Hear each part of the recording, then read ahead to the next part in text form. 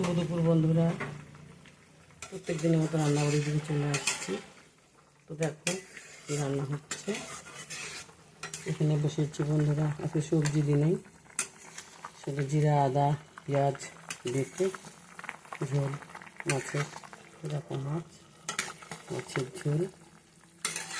প্রত্যেকদিন সবজি দিয়ে খেতে ইচ্ছা করে না, আজকে শুধু মাছের ঝোল করলাম।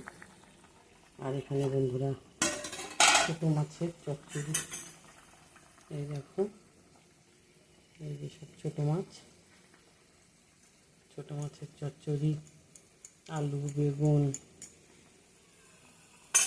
কোয়াশ দিয়ে চচ্চড়ি করলাম। কালকে রসুন পেঁয়াজ বেশি করে দিয়ে ধনে পাতা দিচ্ছি দিয়ে চচ্চড়ি।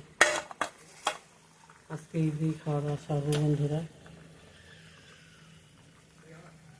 সবাই ভালো থেকো, সুস্থ থেকো। আমরা ঝোলটা হয়ে গেলেই খাওয়া দাওয়া খাবো।